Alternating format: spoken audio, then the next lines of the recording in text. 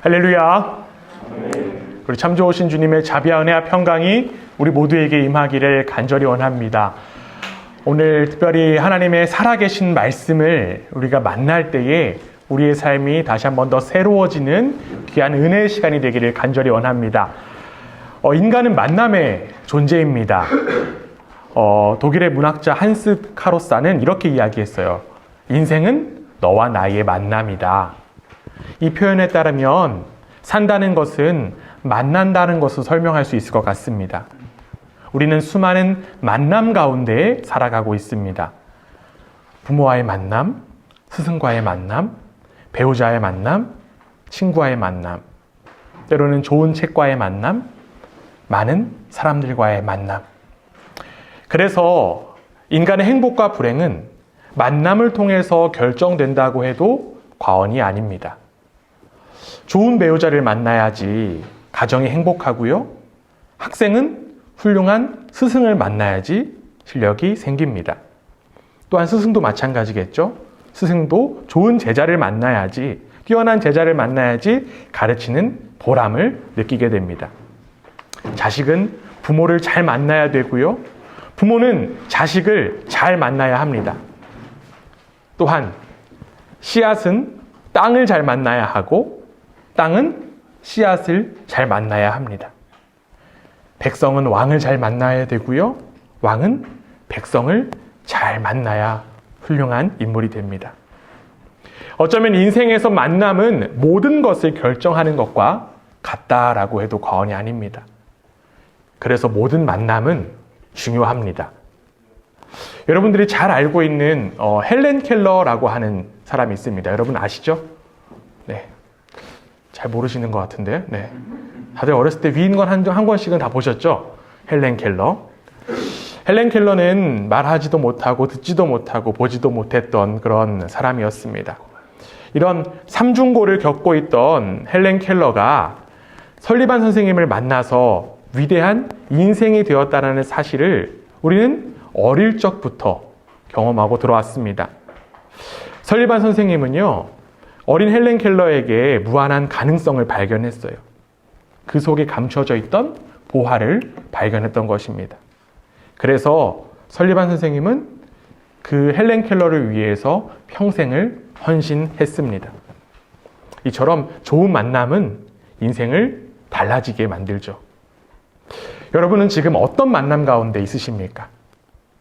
유명한 어느 노래의 가사처럼 우리의 만남은 뭐가 아니라고요? 우연이 아니야. 우리의 모든 만남에는 우연이 아닙니다. 왜냐하면 모든 만남에는 하나님의 섭리와 계획하심이 있기 때문에 그렇습니다. 즉 하나님께서 우리가 이렇게 만나도록 계획하시고 이끄셨다라는 거예요.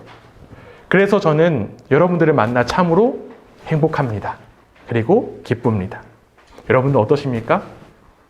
지금 옆에 있는 이들과 인생의 귀하고 행복한 시간들을 만남으로 이끌어 가고 계십니까?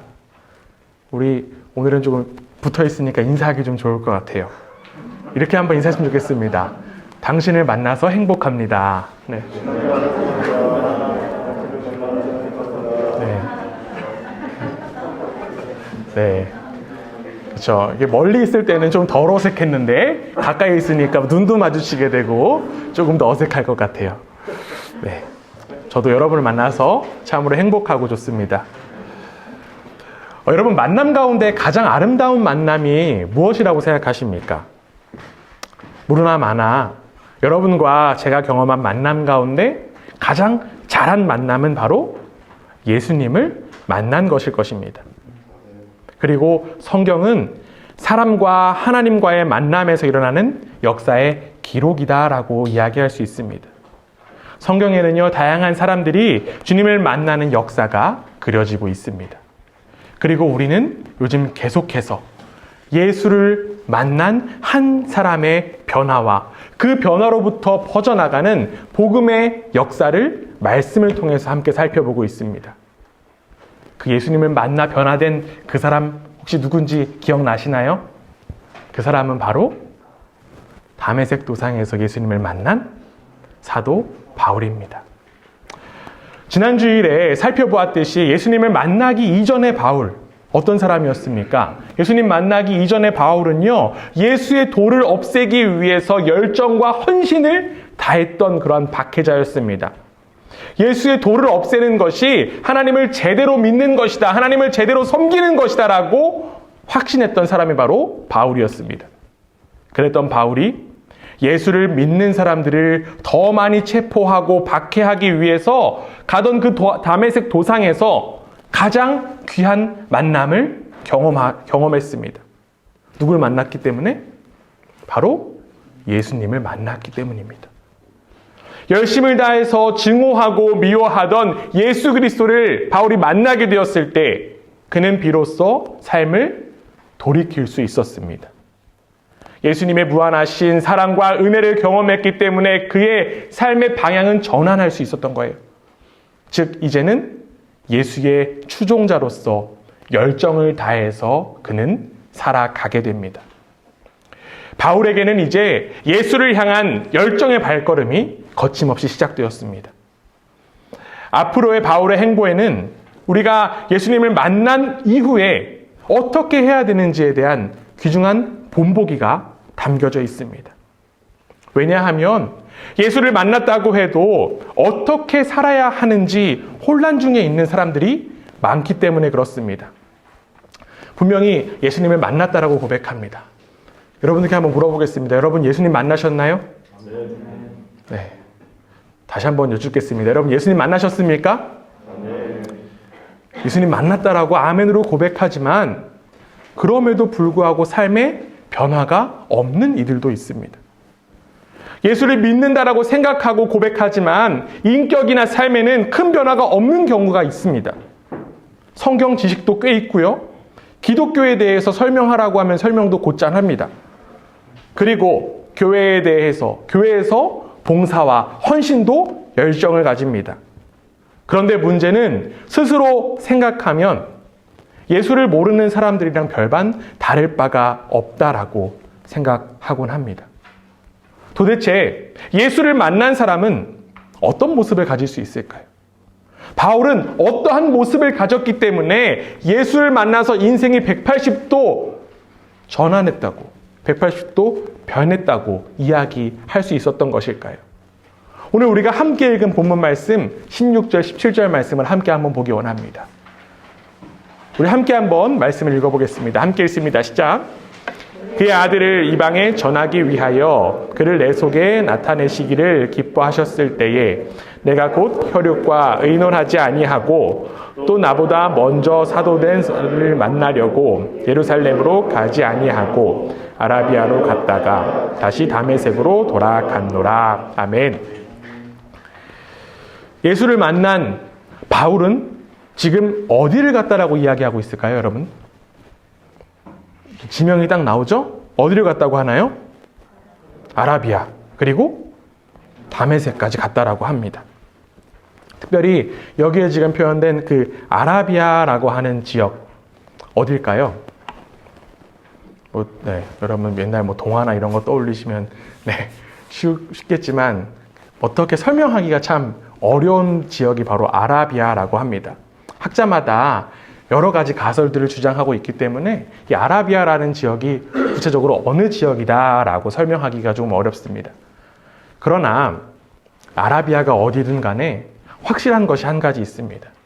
지금 여기서 표현하는 아라비아와 다메섹과 상반되는 그런 지역이 17절에서 나오고 있기 때문에 그렇죠.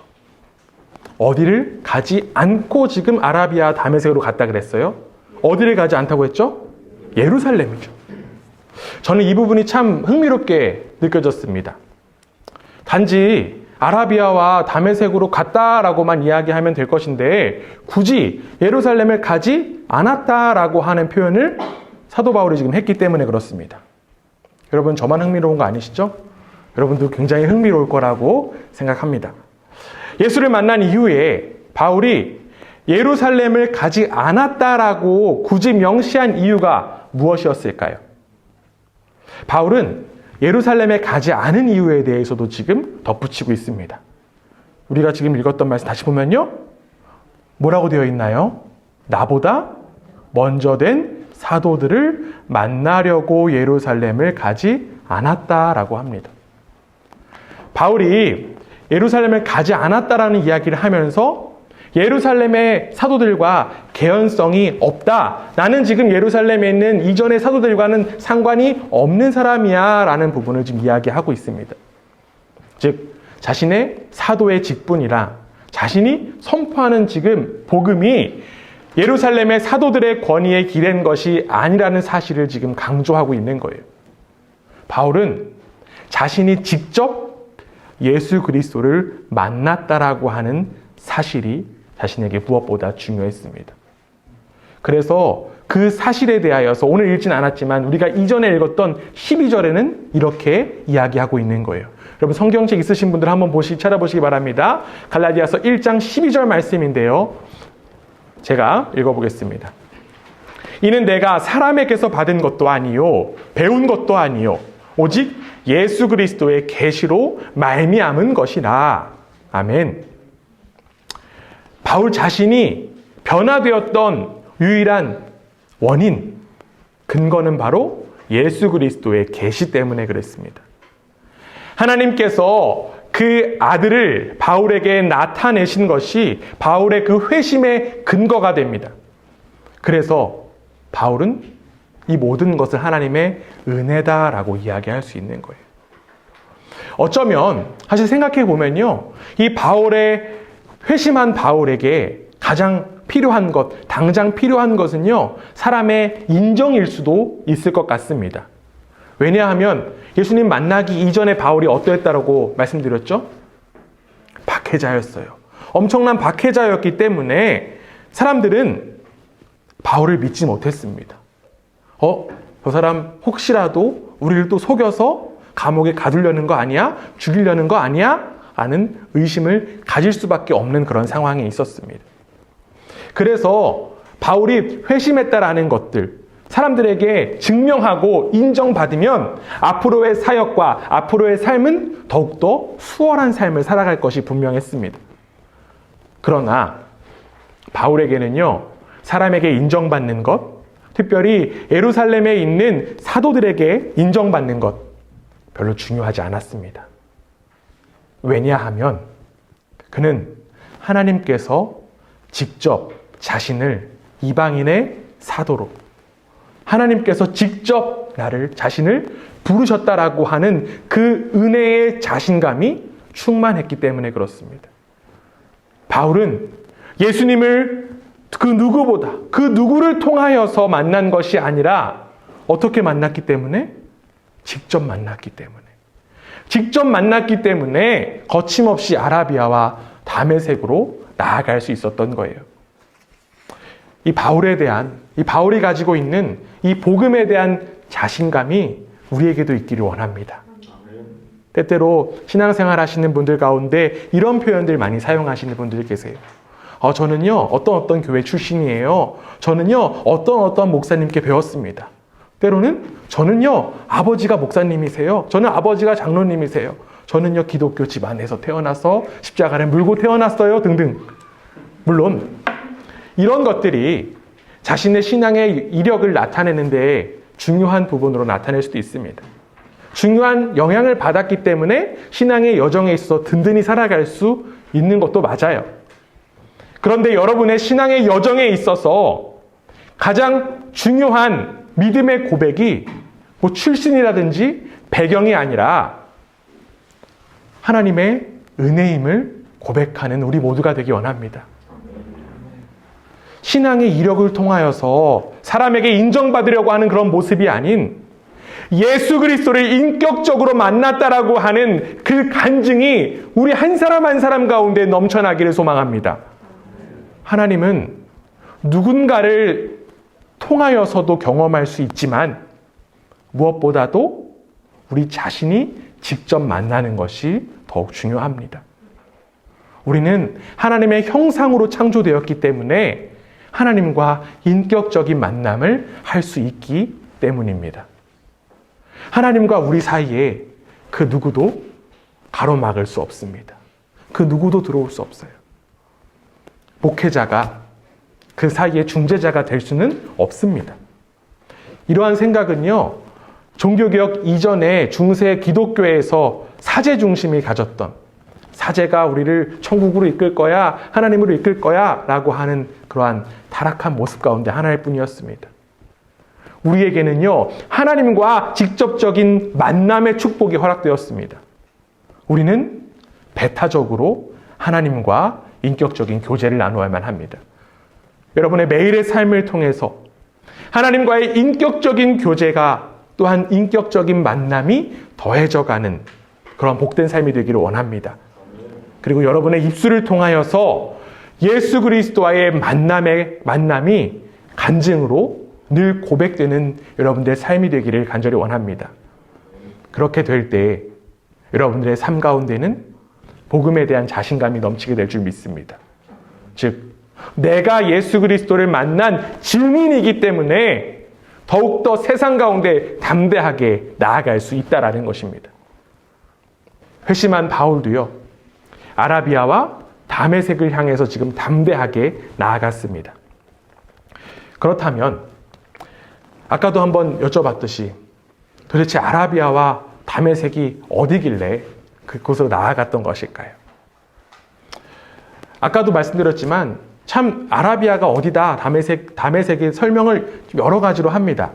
그런데 사실 제가 이렇게 질문을 드렸지만 우리에게는 아라비아가 어디다라는 것 별로 중요하지 않습니다. 왜냐하면 우리에게 더욱더 중요한 것은요, 그 땅에서 사도 바울이 무엇을 했느냐가 더욱더 중요하기 때문입니다. 예수 그리스도를 만난 이후에 바울이 무엇을 했는지에 대해서 가장 잘 나타내고 있는 것은요, 바울의 회심을 기록한 사도행전 9장에 보면 바울이 그 아라비아와 다메섹에서 무엇을 했는지가 잘 나타나 있습니다. 여러분 성경 말씀 한번 찾아볼게요. 사도행전 9장 19절에서 20절 말씀입니다. 사도행전 9장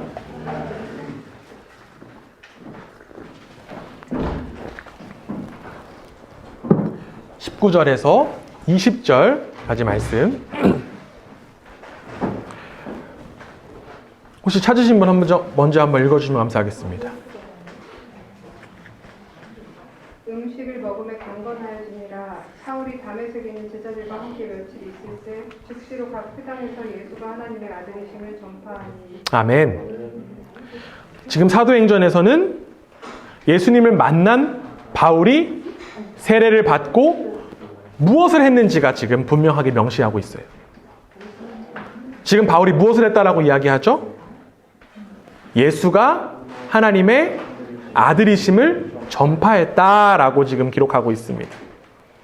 그런데 여러분 여기에 지금 굉장히 중요한 표현 하나가 나와요. 그 전파를 언제 했다고 지금 되어 있나요? 언제 했다고요? 즉시로 했다고요. 즉시로 했다라고 지금 사도행전은 이야기하고 있습니다. 바울은 예수님을 만난 이후 눈이 멀었다가 회복한 즉시로 예수가 하나님의 아들이라는 사실을 전파했습니다. 바울은 예수님을 만난 이후 즉시로 증인의 삶을 살아갔습니다. 증인이란 어떤 사실을 증명하는 사람들이 증인이라고 이야기하죠. 그는 예수님이 하나님의 아들이심을 증명했습니다. 그가 즉시로 예수님의 증인이 되었다는 사실이 예수를 만난 우리에게, 예수님을 경험한 우리에게 도전이 되기를 간절히 원합니다. 여러분은 예수님 정말 만나셨습니까? 여러분 정말 예수님 만나셨습니까? 예수님 만난 사람들은요, 즉시로 전할 수 있어야만 합니다. 즉시로 증인이 될 수 있어야만 합니다. 예수님을 만나 변화된 우리에게 부족한 부분이 바로 이 즉시로가 아닌가라는 생각을 해봅니다. 우리는 즉시로 우리의 삶의 자리로 세상으로 나아가야만 합니다. 우리 주변에 만나는 사람들에게 예수가 하나님의 아들이라고, 우리를 구원하시는 분이라는 사실을 즉시로 전할 수 있어야만 합니다. 즉, 우리에게는요, 예수가 구원자라는 사실을 즉시로 전할 수 있는 사명이 허락되었습니다. 하나님은 우리가 예수 그리스도의 증인의 삶을 살기를 원하십니다. 여러분들이 잘 알고 있듯이 저는 축구를 되게 좋아해요. 네. 그래서 종종 이제 코로나 이전에 이제 축구를 보러 다니는 적이 있었습니다. 그래서 축구를 좋아하다 보니까 이제 축구 선수들을 종종 만나는 그런 경험을 하곤 했습니다. 그래서 이게 유럽에 살고 있는 큰 축복 가운데 하나다라는 생각하면서 열심히 이름만 되면 알만한 선수들을 만났습니다. 만날 때마다 참 되게 기뻤어요. 너무 기쁘고 그래서 그 기쁨을 혼자만 간직하기 너무 아까워서 제 친구들한테 바로 연락을 합니다. 나 누구 만났다 이러면서. 그리고 어디다도 자랑할까요? SNS에 자랑해야죠, 그렇죠? 네, SNS에 자랑 바로 해야 됩니다. 그 기쁨을 함께 나누고 싶어서 이곳저곳 이렇게 올립니다. 아마 이런 모습은 단순히 저만의 모습은 아닐 거라고 생각합니다. 여러분들도 누군가 유명한 사람들을 만나고 만나면 정말 자랑하고 나누고 싶은 것 너무나 자연스러운 모습일 거라고 생각됩니다. 이와 마찬가지입니다. 예수님을 만난 증인이라면 그분이 나의 삶의 구원자라는 사실을 믿는다라고 하면 우리는 멈출 수가 없어요. 우리는 즉시로 전할 수 있어야만 합니다. 왜냐하면 그 기쁨이 너무 크기 때문입니다. 단순히 나 혼자만 예수님을 만나는 것에서 그치는 것이 아니라 우리에게는 반드시 전해야 하는 사명이 허락되었습니다. 그래서 예수님은 우리에게 이러한 당부를 하신 거예요. 사도행전 1장 8절, 여러분들 잘 아는 말씀이죠. 오직 성령이 너희에게 임하시면 너희가 권능을 받고 예루살렘과 온 유대와 사마리아와 땅끝까지 이르러 내 증인이 되리라. 예수님께서는 우리에게 땅끝까지 예수님의 증인이 되라고 당부하셨습니다. 그런데 여러분, 지금 방금 읽었던 사도행전 1장 8절 보면요, 그 증인의 일 혼자 감당하는 것이 아님을 분명히 나와 있습니다. 성령님이 임하시면, 즉 성령님이 그 증인의 일을 함께 하신다라는 것입니다. 예수를 만나는 것을 인생의 기쁨으로 여기는 사람은 성령 하나님과 함께 기쁨을 전할 수밖에 없습니다. 지금 여러분 곁에는 그 기쁜 소식을 들어야 하는 이들이 분명히 있습니다. 그 소식을 함께 듣기를 원하는 사람들이 여전히 기다리고 있습니다. 이제는 여러분들의 입술을 열기만 하면 됩니다. 제가 지난주에 이제 여러분들 잘 알다시피 이제 독일의 목회자 제자훈련 세미나를 다녀왔습니다. 여러 가지들을 배웠지만 그 중에 하나 기억나는 용어 가운데 하나가 메인스트림이라고 하는 단어였습니다. 메인스트림이 뭐냐면 이제 독일에서 이제 1.5세, 2세, 3세들을 가리켜서 그 교회에서 메인스트림이다라는 표현을 사용하더라고요. 왜냐하면 이 이민사회 내에서 2세와 3세, 1.5세들이 할 수 있는 역할들이 굉장히 중요하기 때문에 그런 표현을 사용했었습니다. 우리가 메인스트림뿐만 아니라 우리 한 사람 한 사람이 이 이국 땅에 정말 낯선 이곳 가운데 분명히 뿌려짐이 이유가 있습니다. 여러분들 한 사람 한 사람을 통하여서, 여러분들의 입술을 통하여서 하나님의 살아계심이 전해져야만 한다는 것입니다. 그렇기 때문에 우리 모두에게 그 사명이 허락되었음을 항상 기억하시고, 여러분의 입술을 통하여서 땅 끝까지 복음이 전해지는 귀한 일 감당하는 우리 모두 되기를 간절히 원합니다. 여러분을 통하여서 열방에 예수 그리스도의 이름이 나타나는 귀한 축복의 삶을 살아가는 우리 모두가 되기를 간절히 원합니다. 바울은 즉시로 예수님이 하나님이 아들이시라는 사실을 전했습니다. 그런데 몇 년간 전했다라고 지금 여기 나와 있어요. 혹시 여러분들 말씀 쭉 보시면요, 몇 년이라고 딱 써 있는 부분이 있을 겁니다. 몇 년이요? 3년, 그렇죠? 3년간 아라비아 그리고 다메섹에서 예수님을 전한 3년 동안 이제 사도 바울은요, 다른 곳을 향해서 발걸음을 돌리고 있습니다.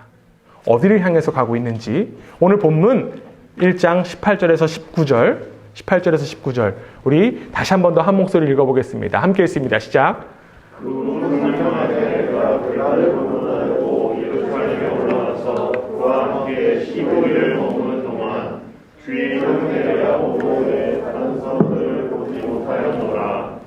아멘. 바울은 열방을 향해 복음을 3년간 전파했어요. 그런데 그 3년에서 그치지 않았습니다. 막무가내로 자신에게 맡겨진 사명만 감당하는 것이 아니라 지금 바울은 어디를 향했다고요? 예루살렘을 향했습니다. 교회 안으로 다시 들어와서 교회 내에서도 함께 협력하고 마음을 모았다라는 사실을 볼 수 있습니다. 여기에 지금 나와 있는 18절에 게바라고 하는 사람 누구죠? 베드로예요. 그렇죠? 게바라고 하는 표현은 아람어 표현인데요. 헬라어로 바꾸면 베드로라고 이야기할 수 있습니다. 바울은 예루살렘에 와서 예수님의 대표 제자라고 할 수 있는 베드로를 만났습니다. 베드로를 만나기 위해서 예루살렘에 온 바울이 지금 며칠 동안 있었다라고 지금 기록하고 있나요? 15일 있었다라고 합니다. 여러분 15일 동안 무엇을 했을까요? 네, 뭘 했을까요? 먹고 자고 네. 사실 구체적으로 무엇을 했는지에 대한 이야기가 지금 여기서 나와 있지 않습니다. 그러나 한 보름 동안 이 바울과 베드로가 뭐 날씨 이야기만 했겠습니까? 네, 뭐 먹는 거 이야기만 했겠습니까? 야, 예루살렘은 어디가 맛집이래? 이러면서 막 그런 얘기 하지 않았겠죠. 네.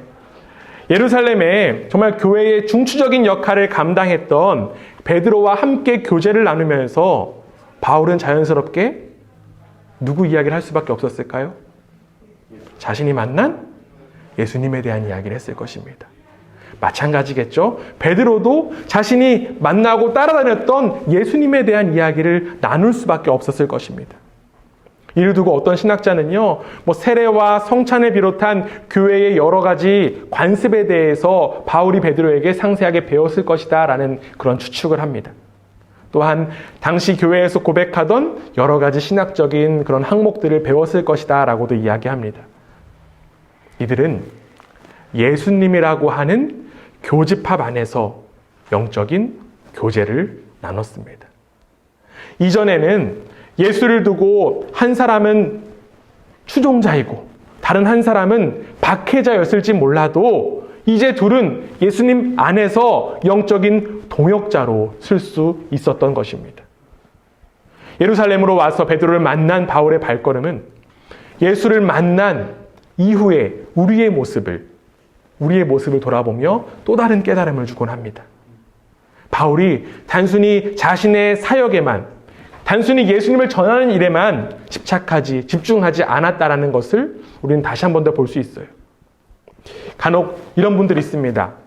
하나님의 일을 감당하면서 밖으로는 열심히 사역하지만 안에는 늘 부족한 사람들 보곤 합니다. 제가 경험했던 그런 이제 어떤 분, 여기 계신 분 아니고요. 네, 어디 옛날에 있었던 분인데 열심히 해외 선교를 열심히 다니시는 분 계셨어요. 오직을 막 찾아서 다니시는 그런 분 계셨는데 참 그분 보면서 너무 대단하다라는 마음을 가지고 있었는데 늘 그분에게 부족한 부분이 있었습니다.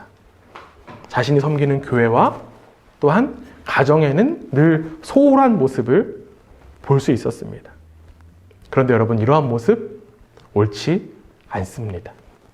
자신의 교회와 가정을 돌보지도 못하는데 어떻게 열방을 향해 나아갈 수 있을까요? 믿는 이들이 하나 되는 일을 등한시하면서 어떻게 다른 영혼을 구할 수 있을까요? 예수를 만난 우리의 발걸음이 안과 밖을 향해서 균형을 가지고 나아가는 발걸음이 되어야만 합니다. 교회 안에서 배우고 나누고 또한 교회 밖에서는 그 배우고 나눈 것을 전할 수 있어야만 합니다. 어느 한쪽만 잘하는 것은 올바른 성장이 될 수 없습니다. 특별히 우리 그라치 반석교회가 예수 그리스도 안에서 올바르게 성장하고 균형 있게 성장하는 교회가 되기를 간절히 원합니다.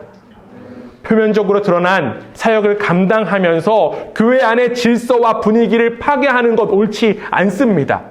여러분들 잘 아는 말씀 로마서 8장 28절에 이런 말씀이 있어요. 우리가 알거니와 하나님을 사랑하는 자 곧 그의 뜻대로 부르심을 입은 자들에게는 모든 것이 합력하여 선을 이루느니라. 안과 박이 균형 있게 나아갈 때에 비로소 우리는 하나님의 사람으로 온전히 설 수 있습니다. 합력하는 모습이야말로 하나님의 영광을 나타내는 이름을 기억하며 균형 있는 사역과 균형 있는 교회가 되기를 주님의 이름으로 간절히 원합니다. 여러분, 마지막으로 바울이 예수님을 만난 것을 남의 일이 아니라 자신의 일처럼 기뻐하는 이들이 있었습니다. 오늘 본문 23절, 24절인데요. 우리 다시 한 번 더 한 목소리 읽어보겠습니다. 함께 읽습니다. 시작. 다만 우리를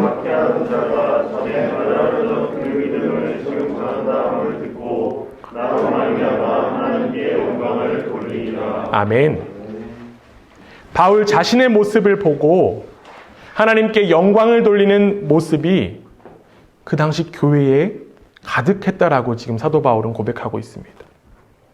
어마무시했던 정말 박해자 바울이 예수님을 전하는 그런 모습을 보고 인간적인 기준에서, 인간적인 판단에서는 걱정이 될 수도 있고요, 염려가 될 수도 있고요, 때로는 시기와 질투가 될 수도 있습니다. 그러나 그 당시 교회들은 바울의 모습을 보고 하나님을 찬양했습니다. 이 모습이 바로 예수님을 만난 교회의 모습인 줄 믿습니다. 우리 교회가 한 영혼이 예수님을 만나는 것을 귀하게 여기고 소중하게 여기고 함께 기뻐하는 교회가 되기를 원합니다. 한 영혼이 삶을 돌이키는 그 모습을 통하여서 하나님의 영광을 찬양하는 그런 복된 교회가 되기를 간절히 원합니다. 하나님의 일하심은 늘 사람을 통하여서 나타납니다. 우리가 관심을 쏟아야 하는 것 마찬가지예요. 우리의 관심을 쏟아야 되는 것 한 영혼입니다. 여러분, 탕자가 돌아오자 아버지가 잔치를 베풀듯이 우리 교회가 한 영혼이 하나님을 향해 돌아올 때마다 정말 자신의 일처럼 기뻐 잔치하는 교회가 되기를 원합니다. 여러분, 그 잔치에 안타깝게도 기뻐하지 못한 사람이 있었어요. 누구죠? 큰 형이었습니다. 안타깝게도 그 잔치에서 큰 형은 시기와 질투 속에서 그 잔치를 누리지 못했습니다. 혹여나 우리 속에 큰 형과 같은 모습이 있다면 이제는 내려놓기 원합니다. 그리고 천하보다 귀한 한 영혼을 바라보며 예수님을 만난 그 사람으로 인하여서 하나님께 영광과 감사의 고백을 드리는 믿음의 공동체가 되기를 주님의 이름으로 간절히 원합니다. 우리 한 사람 한 사람이 바로 하나님의 영광입니다. 아멘.